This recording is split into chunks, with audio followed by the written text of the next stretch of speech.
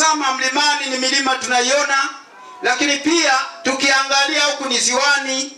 Ardhi tulio nayo, ukivuka mlima kidogo hapo sehemu panaitwa Misako, hapo ndo kuna kaalizi kaduchu sana, ni kadogo mno, ambako wakazi wa kijiji hiki wametegemea kwa maana ya kujipatia chakula.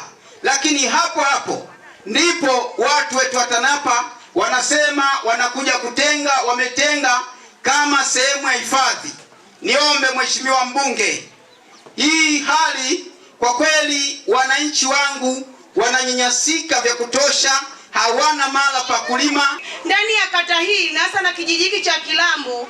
Kuhusu hifadhi ya ardhi, imekuwa ni changamoto kubwa sana, watu wanalia usiku na mchana, hususan kwenye ziwa letu ni changamoto. Wametuwekea mabano makubwa, imekuja tena wametuwekea kwenye ardhi mabano makubwa. Baba, niko chini ya miguu yako, naomba ukatuombee na kuomba baba, niko chini ya miguu yako. Tuna changamoto kuu mbili, hususani upande wa kilimo. Upande wa kilimo, ukiona mipaka tulionayo ni ya mkoloni tangia mwaka 1961 tulipopata uhuru, tulikuta hiyo mipaka, na idadi ya watu ndani ya kata ya Kala au ndani ya kijiji cha Kilambo mlikuwa na watu zaidi ya 200, lakini sasa hivi kuna watu takribani 3000. Bado mipaka ni ile ile, na bahati nzuri na bahati mbaya tena wameongeza tena hifadhi ya Mtolowasi, ambao mipaka yao tena imekuja kuingia kwenye maeneo ya wananchi wanaofanyia kazi za kilimo.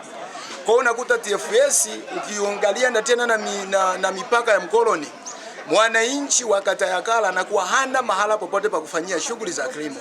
Je, ni sahihi tuendelee kuthamini wanyama au tuthamini binadamu?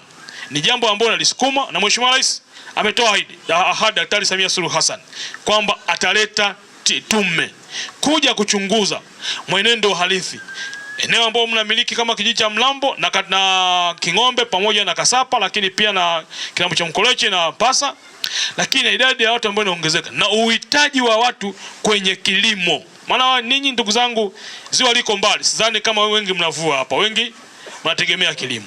Kwa jambo hili nalizungumza sana bungeni, na Mheshimiwa Rais ashatoa ahadi kwamba lazima ite tume kuja kufanya uchunguzi. Sisi wana kilimo.